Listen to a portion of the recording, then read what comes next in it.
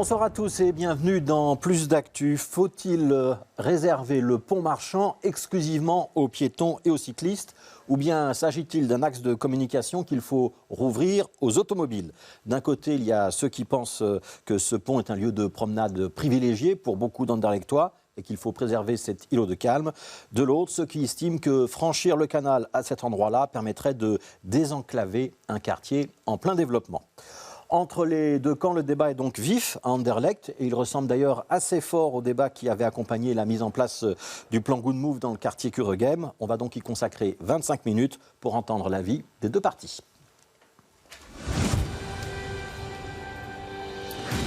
Voilà, et pour débattre de l'avenir de ce pont marchand, on reçoit Juan Benrouema Moreno, Anderlechtois, juriste de formation. Vous êtes député bruxellois pour Groen, le parti écologiste néerlandophone, et Lofty Mostefa, chef de groupe du Parti socialiste au Conseil communal. Vous êtes, pour le Parti socialiste, vous êtes également vice-président de la STIB et président du foyer Anderlechtois. Merci à tous les deux d'être présents. Je vais commencer avec vous, Juan Benrouema Moreno. Gardez ce pont piéton. C'est le projet de la ministre de la Mobilité, Elke van den Brand, du même parti que vous. Vous y tenez ? Oui, c'est la situation déjà depuis 9 ans, en fait, de fait. Depuis 2014, les ponts est devenu, avec les temps, un espace de rencontre pour les quartiers dont beaucoup de gens font usage des deux côtés du pont. Et donc, c'est vraiment une situation qu'on doit garder. C'est un vrai atout pour les deux quartiers des deux côtés du canal. Donc, un espace de promenade. Oui. C'est ça le projet pour Oui, vous. Pas que la promenade. Les gens, ils sont là, ils jouent aux échecs, il y a une piscine pendant l'été. Donc, c'est pas que la promenade, c'est aussi un espace de rencontre et pour y être tranquillement aussi. Donc, un espace récréatif, on va dire ça comme ça. Lofty Mostefa, vous n'êtes pas de cet avis-là. Il faudrait que ça puisse servir d'axe de communication, notamment pour les automobilistes ? Mais pas que, en fait. Je pense que l'objectif d'un pont, c'est aussi de relier deux rives, en l'occurrence ici une ancienne friche industrielle, quoique il y a encore des entreprises dans le quartier, mais aussi de connecter ce nouveau quartier qui va à terme accueillir à moyen terme 8 000 habitants et à plus long terme 15 000 habitants avec le quartier historique de Saint-Guidon. Donc j'estime qu'il faut pouvoir ouvrir ce pont à tous les modes de transport et pas les opposer comme c'est ici proposé. Donc tous les modes de transport, y compris la voiture individuelle. Y compris la voiture, y compris la STIB, pourquoi pas à long terme s'il y a un projet qui devait se développer, et pourquoi pas le week-end des activités récréatives, ludiques ou des espaces pour les habitants et pour le quartier évidemment. Alors on y reviendra, mais là je sens qu'il y a déjà une petite ouverture. Je voudrais qu'on voit une carte, si vous voulez bien. Elle a été préparée par Gilles, notre infographiste, pour permettre à tout le monde de bien comprendre de quoi on parle. On est donc à Anderlecht, dans l'est de Bruxelles, et le voici ce pont, le pont Pierre Marchand. À l'est, c'est plutôt une zone industrielle, avec après il y a les lignes de chemin de fer vers la gare du Midi, et puis à l'ouest, là c'est un quartier où il y a plus d'habitations. Il y a le pont de Kuregem qui se trouve juste au nord, et il y a le pont du boulevard Pamsem qui se trouve juste au sud. Je me retourne vers vous, Lofty Mostefa. Ces deux ponts, ils ne suffisent pas ? Actuellement, il y a effectivement un pont, le pont Pamsem que vous évoquez, qui est à plus d'1 kilomètre. Je ne pense pas que l'argument qui est de dire qu'il y a un pont justement à 1 kilomètre pourrait justement justifier le fait de ne pas ouvrir ce pont à tous les modes de transport. Il y a aussi également de l'autre côté un pont qui est le pont de Kuregem, qui est déjà embourbé, qui est déjà en quelque sorte un entonnoir. Où il y a des fils tous les matins et tous les soirs. Qui a des fils tous les matins, et notamment pour différentes raisons. Et je peux relancer aussi un autre débat qui est la rue des Deux Gares et la rue Barra, qui fait partie justement de ce plan Good Move, qui sont des voiries régionales. On attend toujours une réponse de la ministre par rapport à ces deux voiries. Pour l'instant, elles sont embouteillées. Donc, je ne pense pas que ces deux ponts soient une solution justement à ce nouveau quartier qui va être créé. Mais je vous relance quand même un petit peu là-dessus, parce qu'à l'est, c'est quand même pour l'instant une zone industrielle. Et puis de toute façon, il y a les lignes de chemin de fer. On va nulle part plus loin à l'est. C'est pas un peu un cul-de-sac ? Pourquoi est-ce qu'il faut à tout prix rouvrir ce pont-là aux voitures ? Justement, à terme, la commune ambitionne justement de créer une maison de repos. On ambitionne aussi avec le foyer Anderlechtois de créer plus de 300 logements sociaux. Donc ce ne sera pas seulement, comme j'avais pu l'entendre, une zone luxe pour les résidents plus huppés, mais justement, on va créer d'ici 2 ans plus de 200 logements sociaux dans le quartier, la maison de repos, des entreprises qui s'installent. Donc je pense que toutes ces personnes ont le droit aussi de pouvoir se déplacer selon le mode de transport qu'elles souhaitent. Alors je vais me retourner vers Juan Benrouema. Vous pouvez répondre à ces arguments. Il va y avoir des logements et la logique c'est qu'on puisse accéder à ces logements et ce pont-là serait utile. Vous pouvez entendre cet argument ou pas ? Et donc, effectivement, les ponts, c'est aussi une connexion entre deux quartiers qui sont séparés par les canals. C'est quelque chose qui se passe ailleurs, à Bruxelles aussi, entre Molenbeek et la ville.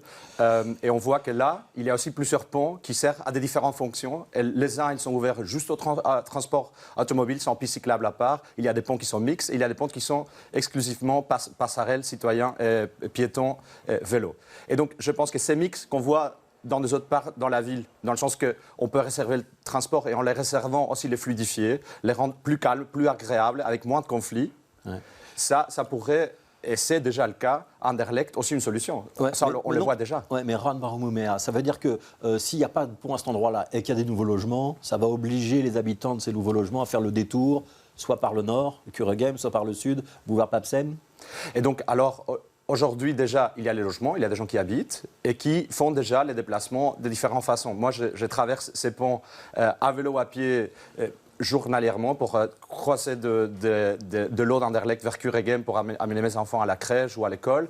Et je vois beaucoup de familles qui déjà utilisent les ponts comme relais entre les deux quartiers et qui croisent les ponts pour prendre le bus ou qui vient de sortir du bus chaussée de Mons où il y a plein de bus et puis il vient au logement. Donc c'est déjà un pont qui est utilisé par les habitants de deux côtés. Les logements de deux côtés, il ne faut pas oublier, il y a des logements, beaucoup de logements aussi sur les rives du canal qui datent déjà d'il y a 30, 40, 50 ans. Et donc c'est déjà un pont qui a eu cette fonction pendant 9 ans. Ça s'est très bien passé. Il y a effectivement des problèmes au pont de Kuregem qu'il faut fluidifier, mais la commune bossent ensemble à une fluidification de cette pont de Kuregem avec une phase de circulation qui a été adaptée et qui va être encore adaptée dans le futur. Ouais. Est-ce que c'est pas ça le danger, Lofim Mostapha ? Si on rouvre ce pont, le pont marchand, c'est que ça serve de dérivatif aux gens qui ne veulent pas être coincés à Kuregem et que finalement, on ramène du trafic et pas uniquement pour les habitants dont on parle. Évidemment, et vous avez raison, je pense que ce pont ne doit pas être une autoroute urbaine. Et on est sensible à la qualité de l'environnement, à la qualité de l'air. Je crois qu'on ne doit pas venir polluer effectivement ce quartier. Mais comme j'ai dit, vraiment, le but, c'est vraiment de reconnecter ce quartier, ce nouveau quartier, avec le centre historique. Et je crois vraiment... Et cette connexion, elle passe par la voiture pour vous ? Ça ne peut pas être je pense que une passerelle. Parce qu'on voit le long du canal à Molenbeek, ce qu'on est en train de faire, c'est on met des passerelles piétonnes. Et c'est très apprécié des habitants. Tout à fait. Je crois qu'à Molenbeek, à la ville de Bruxelles, il y a eu différents projets de ponts cyclo-piétons, mais aussi de ponts pour tous les modes de transport. Et je crois ici que peut-être qu'à l'avenir, on doit rénover ce pont pour tous les modes de transport, mais pourquoi pas aussi à long terme créer des ponts aussi cyclo-piétons. Je crois que c'était aussi une bonne idée. Mais je crois qu'il faut faire les deux modes de transport. Et vraiment, le point sur lequel je veux insister, c'est de ne pas opposer les modes de transport. Ouais. Alors, il est fermé depuis 2014 pour des raisons de sécurité au trafic automobile. En octobre dernier, on a même décidé de le fermer aux piétons à la suite d'un incendie. Je pense que ce n'est pas tout à fait respecté. En tout cas, il y a beaucoup de gens qui s'y baladent quand même. Ça veut dire quand même, aujourd'hui, il ne sert plus ce pont pour le trafic automobile. On est bien d'accord. Hein. Tout à fait. Je vous propose, si vous êtes bien d'accord, Loftim Mostapha, qu'on voit des images. Alors, elles sont un petit peu datées. Elles datent du printemps dernier. Et vous allez voir que ça sert effectivement de lieu récréatif. Comment est-ce que vous les commentez, ces images ? C'est plutôt des images sympathiques ? Tout à fait, je pense que c'est le jeu d'image. On voit les gens profiter de ce pont. Et c'est pourquoi je crois qu'il ne faut pas être fermé. Moi, je proposerais l'idée d'avoir un pont ouvert en semaine à tous les modes de transport, quitte à faire comme au Bois de la Cambre ou pendant une journée de la mobilité, faire un pont qui serait plutôt réservé aux piétons, réservé au quartier. Donc on peut, je crois, trouver un compromis, un juste milieu entre tous les modes de transport en commun. Ça veut dire que pendant la semaine, il y a des voitures qui passent, et le week-end, ça devient interdit au trafic automobile. On pourrait imaginer ce type de projet, par exemple, y réfléchir avec le quartier, en concertation, bien évidemment. Alors, Juan Barumumea, vous êtes d'accord avec cette proposition ? Voiture la semaine et les belles images qu'on a vues de lieux récréatifs, de lieux de détente le week-end ? Alors, je pense que c'est une faute de penser que les gens utilisent ces ponts pour des fonctions récréatives ou de vraiment être à l'aise dans le quartier, un quartier qui est très dense, seulement les week-ends. En semaine, je ne sais pas si vous êtes venus l'été passé, il y avait la piscine, une piscine qui était utilisée aussi en semaine par les écoliers, des gens qui n'ont pas de piscine publique. D'accès à des piscines publiques ouvertes à Anderlecht et sur la région de Bruxelles. Et donc c'est vraiment un pont qui a cette fonction tous les jours semaine. Et je trouve que mettre en menace ces fonctions pendant la semaine, c'est un peu dangereux. Ça fonctionne déjà bien depuis 9 ans. C'est des gens du quartier qui sont appropriés du pont pour en faire des activités, des diverses activités. Il y a tous les âges, toutes les classes sociaux, mais tous les origines. Est-ce que c'est la fonction d'un pont ? Est-ce qu'on ne peut pas imaginer qu'on développe un espace vert où on pourrait retrouver toutes ces fonctions le long du canal, donc à proximité du pont, et libérer le pont pour le passage ? C'est quelque chose qui, pour vous, pourrait être envisageable ou pas ? Mais alors, comme M. Mostefa dit, il y a un plan déjà pour les logements. Il va y avoir aussi du espace à côté qui va servir ces fonctions. Et les ponts servent aussi cette fonction des passerelles pour les piétons, pour le cycliste. On a vu les motos aussi qui passent pour les ponts et qui est un peu plus calme que dans les autres ponts automobiles qui sont, eux, beaucoup plus denses et beaucoup plus dangereux aussi pour ces motos. Et donc, si on dit qu'il ne faut pas opposer les modes de circulation, c'est aussi parfois leur donner la place suffisante à les différents types de circulation pour traverser les canaux. Et donc garder des ponts à fonction divergente, comme on a vu à Molenbeek, c'est vraiment pas opposer, mais au contraire donner la juste place à chaque mode de transport. Un espace pour chacun. Je reviens sur le projet de Elke van den Brand. Il ressemblera à quoi? Parce qu'il y a un projet, il est actuellement à l'enquête d'utilité publique. Oui. Elle est en cours jusqu'au 7 février, donc ça veut dire que ce sont les derniers jours aujourd'hui. Le pont qui est sur la table, il va ressembler à quoi? C'est une passerelle piétonne? Ce sera plus moderne que le pont qu'on connaît aujourd'hui? Exactement, parce que le pont, effectivement, on a un souci de stabilité. C'est un pont très vieux. Il faut vraiment le renouveler. Et donc, c'est un projet qui date depuis des années et qui a été updaté et mis à jour. Et c'est un pont, effectivement, où il y a l'espace pour la détente. C'est ce qui a été déjà prévu par les citoyens, mais vraiment installé et solidifié, d'une côté. Et de la deuxième côté, effectivement, un passage piéton-cycliste. Et aussi pour les services de secours, s'il faut. Alors, je me retourne vers Lofty Mostefa. J'ai lu un article dans la dernière heure avec un certain nombre de propos tenus notamment sur les réseaux sociaux par un certain nombre de la majorité de la commune d'Anderlecht. Vous êtes en train de lâcher le partenaire Ecolo Groen sur cette question de pont. Vous ne voulez plus du pont. Ça va être un problème dans la majorité. Vous avez notamment écrit, le pont doit continuer de permettre la circulation des 4 roues motorisées. En partie. En partie, oui. Je lis Éric Thomas, le bourgmestre. Le pont marchand doit être reconstruit en excluant aucun mode de déplacement. Sophia Benani, les engagés. La ministre doit arrêter de délirer avec Anderlecht. Elle construit un problème de cohésion dans notre commune. On a sorti l'artillerie lourde là, contre le pont, non? En tout cas, contre la passerelle cyclopiétonne. En tout cas, je vous rassure, il n'y a pas de rupture dans la majorité. Et je crois qu'en démocratie, il est sain d'avoir justement des divergences d'opinion. On l'a vu pendant le Good Move, ça s'est fait. On a pu discuter, on a remis au frigo certains projets. On va réfléchir, reconstruire avec les citoyens de nouveaux projets. Donc je crois que c'est sain d'avoir ce type de débat. Et donc c'est normal qu'entre Il y a 2 pétitions qui circulent aujourd'hui. Est-ce que vous avez signé l'une des 2? Ou est-ce que vous êtes l'initiateur de l'une des 2? Je ne suis pas derrière cette pétition, mais je n'aurai aucun problème à soutenir effectivement le fait de réouvrir ce pont à tous les modes de transport. Ça, vous me dites tout va bien dans la majorité. Vous me dites, on l'a expérimenté avec Good Move, le débat. Le débat avec Good Move, il a quand même été virulent, pour ne pas dire violent par moment. On va éviter ce clash-là sur ce dossier-là ou pas? Tout à fait. On va éviter de reproduire ce qui est passé dans le passé. Et je crois que justement, le Good Move, ça a été une expérience positive. Parce que ça nous a permis aussi de voir qu'il fallait davantage concerter, davantage communiquer, qu'il fallait une méthode pour changer les choses. Je crois qu'on ne va pas, on a un coup de baguette magique, faire disparaître toutes les voitures de la région bruxelloise. Donc voilà, il faut réfléchir, il faut concerter, je crois que c'est la solution. Ouais. Quand vous dites, moi j'ai une proposition, c'est un pont pour les voitures en semaine et puis réservé aux piétons pour le week-end, c'est pas ce qui est aujourd'hui à l'enquête publique. Ça veut dire que vous allez devoir croiser le fer avec la ministre de la Mobilité, Elke van den Brand, et essayer de lui faire changer de projet? Mais justement, en proposant une solution mixte, ça montre l'ouverture d'esprit d'une partie de la majorité. Oui, mais ça veut dire quand même que vous allez essayer de bloquer le projet actuel. On ne va pas le bloquer. En tout cas, il y a un avis qui sera remis par la commune, par le collège. Ouais. Il y aura un avis unanime du collège là-dessus? En tout cas, je l'espère. En tout cas, j'espère que le bon sens va revenir par rapport à ce projet. Par contre, j'acte que certaines personnes se sont aussi positionnées par rapport à ce pont pendant l'enquête publique. J'aurais préféré que personne du collège ne s'exprime durant l'enquête publique. Ça aurait été plus simple. Vous visez qui? Je ne suis pas ici pour viser certaines personnes du collège, mais voilà, ça a été fait. Je l'acte. Nous, on s'était justement dit qu'on ne se positionnerait pas pendant l'enquête publique. Ça a été fait, donc c'est la raison pour laquelle ça a poussé aussi certains élus à donner leur avis, notamment l'ancien bourgmestre Éric Thomas. Ouais, et donc il y a quand même donc, beaucoup d'expressions autour de ce pont. Je me retourne vers vous, Ram Benromea. C'est un peu le remake du dossier Good Move avec d'un côté les cyclistes qui votent Ecolo Groen et de l'autre une autre catégorie d'Anderlechtois qui votent pour d'autres formations politiques, et on est un petit peu dans un clash des idéologies, ou je me trompe? Non, mais je pense qu'il faut être pragmatique. Et si on va sur le pont et on fait un sondage, vous votez qui sur les élections, ça ne sera pas 100% Ecolo Groen. Loin de ça. On voit qu'il y a une vraie diversité des personnes qui font usage du pont. c'est des personnes qui jamais vont se dénommer des cyclistes ou des piétons parce que pour beaucoup de gens, c'est vraiment dépassé d'avoir une identité sur son mode de transport. On utilise l'un un jour et l'autre le lendemain. Oui, et c'est vraiment un pont qu'on utilise, les gens du quartier, pour traverser et pour y être. Et donc, vous n'avez quand même pas l'impression que c'est quand même un peu un débat de fond sur quelle est la place de l'automobile et quelle est la place du vélo en ville, et que c'est ça qui est en train de se jouer derrière ce débat du pont marchand? Mais toujours, quand on débat de comment on aménage une ville, il y a toujours un débat sur les modes de transport. Mais comme j'ai dit, l'effet que ces ponts restent un pont piéton-cycliste, ça permet de combiner les différents modes de transport, parce qu'aujourd'hui, on a 2 ponts qui sont déjà voitures, où il y a, dans l'un de 2, il y a une piste cyclable dédiée. Et on pourrait la retirer s'il y a le pont cycliste sur le pont marchand, on pourra retirer la piste cyclable sur l'autre pont ou pas?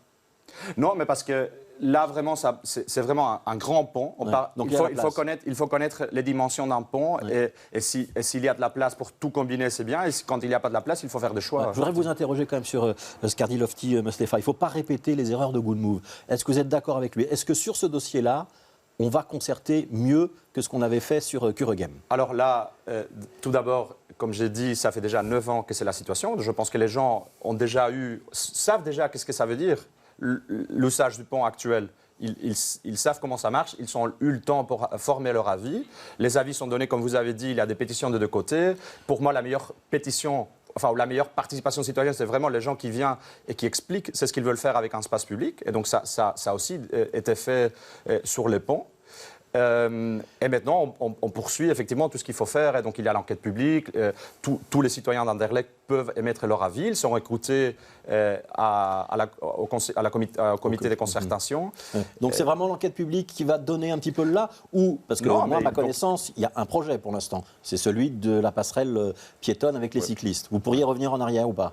Mais c'est effectivement, il faut écouter les gens, mais je pense que c'est aux politiciens aussi de proposer des choses. Effectivement, les soumettre, c'est notre devoir aussi, le devoir d'un débat démocratique. Mais si vous avez une majorité de citoyens dans l'enquête publique qui vous dit non, nous on veut la voiture, vous êtes prêt à les entendre et à renoncer au projet ou pas? Toujours, il faut entendre les gens sur leur avis dans la mobilité. Effectivement, ici, il faut effectivement savoir que c'est une voirie régionale. Donc, effectivement, ce n'est pas comparable avec un plan de circulation local.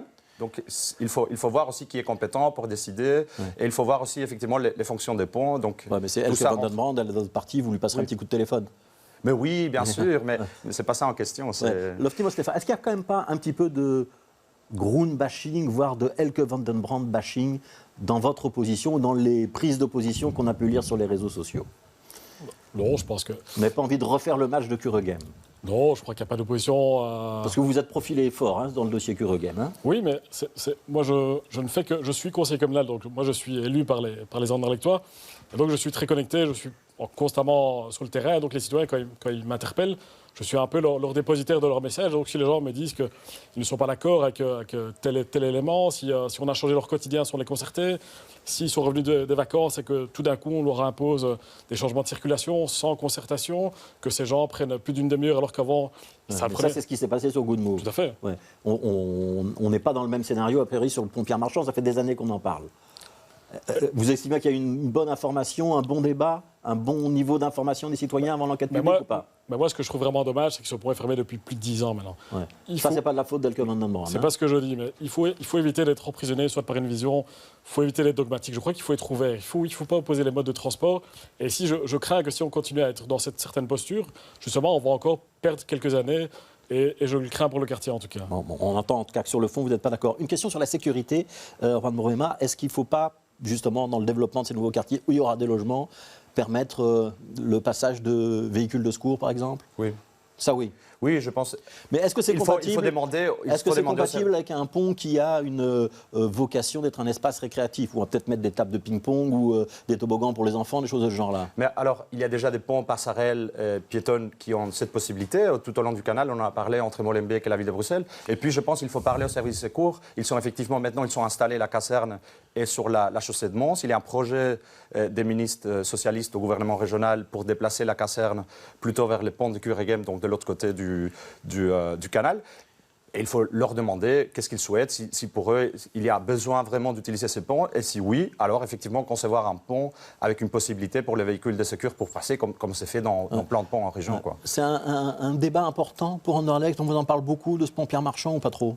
Mais les gens qui sont sur les ponts, et l'année passée, quand il y a eu plein de choses qui sont développées les années précédentes, les gens, effectivement, ont peur que ces ponts changent totalement et que les usages qui sont donnés aujourd'hui disparaissent. Ça serait vraiment dommage pour les quartiers. Peur de perdre cet espace récréatif parce que et de c'est promenade. quelque chose auxquels ils se sont déjà habitués depuis 9 ans. Donc ça sera vraiment une surprise d'y arriver tout d'un coup à une situation totalement différente où ces usages du pont disparaissent en semaine ou le week-end, tous les deux. Ouais. Lofty Mostefa, même question. On vous en parle beaucoup. C'est un sujet, Anderlecht, où c'est moins chaud que Good Move? Donc c'est moins chaud, mais c'est un sujet quand même, je pense, important. Actuellement, on le voit tous en semaine, la chaussée de Mont, c'est hyper embouteillé. Je l'ai dit, la rue des Deux Gares, la rue Barra, qui est juste en annexe au pont de Kuregem, fait office d'entonnoir actuellement. Et d'ailleurs, même la STIB, même les chauffeurs de bus se plaignent justement du manque de vitesse commerciale qui n'est vraiment pas optimal en ce moment. Donc, je crois que... Est-ce que c'est pas ça une solution? On interdit le pont aux voitures, mais on autorise le passage des bus de la STIB. Ce serait une bonne idée, en tout cas dans un premier essai, je pense. Oui. Ouais. Vous seriez d'accord avec ça? Bien évidemment, s'il y a une offre qui se destine à ça, oui, je pense que ce serait une bonne idée. Ouais. Juan Mandrema, c'est une bonne idée ou pas? Mais alors aujourd'hui, il n'y a pas de bus qui font leur trajet là. Le bus, ils font les trajets à la chaussée de Mons. Effectivement, elle est plus dense à ce moment-ci parce qu'il y a eu tous les travaux à la rue Boyer pour les trams. Et donc, tous les trams ont été remplacés par des bus. Et un tram, c'est 4-5 bus. Et donc, effectivement, on peut voir... il faudra revoir, effectivement, l'offre de la STIB des deux côtés du canal. Parce qu'effectivement, il y a un tout quartier qui se développe et qui, à ce moment-ci, n'a pas l'offre des transports en commun. Mais c'est logique parce qu'il n'y en a pas encore tous les logements qui ont été développés. Donc ça se développe toujours l'un et l'autre. Et donc il va falloir effectivement avoir plus de transports en commun. Mais à ma connaissance, il n'y a jamais eu de bus qui traversent les ponts et n'y en a pas à ce moment-ci planifié par la STIB. Ouais, Lotfi Mostefa, pour la suite des débats, donc il y a cette enquête d'utilité publique jusqu'au 7 février, donc il reste quelques jours. Qu'est-ce qui se passe après? Il faut combien de temps pour que les services de l'administration communale étudient le contenu des remarques? Combien de temps pour qu'on réunisse un comité de concertation? Combien de temps pour qu'on ait finalement l'avis de la commune sur ce projet? Tout d'abord, effectivement, après le comité de concertation, il faudra écouter la population, écouter les doléances, les craintes, les demandes, prendre en compte aussi toutes les personnes qui ont signé ces pétitions aussi. Je crois vraiment dans ce débat-là, il faut vraiment pas répéter en tout cas les erreurs qui ont eu lieu dans le Good Move. Il faut vraiment écouter, concerter. Je crois que la solution est dans la méthode en fait, et pas dans le délai ou pas dans le temps. Si ça doit prendre plus de temps que prévu, il faut vraiment écouter, il faut vraiment utiliser la bonne méthode et je l'espère le bon sens aussi. Ouais, aujourd'hui, on peut marcher sur le pont, on peut y être? Oui, on peut y être, mais vous l'avez dit en début d'interview, un pont, ça a vocation aussi à transporter d'une rive à une autre. Et juste pour l'historique, le canal a toujours fait office de frontière sociale entre ces deux rives. Ne répétons pas les erreurs du passé où vous vous rappelez, où on avait mis une plaque dans le bas de la Royer avec Bienvenue Anderlecht. Je crois qu'il y a encore des séquelles dans cette commune et je crois que le but d'un pont, c'est de relier, en tout cas deux rives. Ça doit être un pont pour tous. Ouais, là, vous êtes d'accord sur cette notion-là? Oui, je suis totalement d'accord et je trouve dangereux de dire que les ponts maintenant ferment l'accès à la commune parce qu'il y a plein de gens de deux côtés qui traversent les ponts chaque jour et donc pour eux, ça sera vraiment bizarre de leur dire mais vous n'avez pas d'accès maintenant, vous êtes isolés les uns des autres, tandis que ce n'est pas la situation qu'on pratique aujourd'hui. Les gens croisent les ponts. On aura le nouveau pont ou la nouvelle affectation du pont avant la fin de la législature, avant 2024, mais pour la région, octobre pour les communales. Je vous vois sourire. Moi, sur les projets régionaux et communaux de travaux publics, c'est toujours difficile à dire. Et comme Lotfi disait, il faut effectivement passer toutes les étapes. Je rappelle donc aussi... avant 2024, ça va être difficile. Oui, ça va être difficile, on est d'accord. C'est un débat qui est parti pour plusieurs années. Je pense, oui. Merci Lotfi Mostefa, chef de groupe du Parti Socialiste au Conseil communal. Juan Benroema, député bruxellois pour Groen, Anderlecht, tous les deux. Évidemment, je rappelle qu'on avait organisé un grand débat, un open débat avec nos collègues de Bruges sur cette question du pont marchand. C'était en avril 2022, mais ça se trouve toujours sur notre site internet si vous avez envie de voir ce débat, de vous faire une idée. Il y a donc pour les Anderlechtois l'enquête publique qui est ouverte jusqu'au 7 février. Si vous avez envie de donner votre avis, il faut vous dépêcher. Demain, c'est Frédéric Dardenne qui sera notre invité dans Plus d'Actu. C'est la formule du vendredi. Vous pouvez poser vos questions par mail, plusdactu@bx1.be ou sur les réseaux sociaux. Et puis demain matin, c'est Ludovine de Donder qui sera l'une de nos invités dans la matinale de Bonjour Bruxelles. Continuez à bien vous informer et à demain.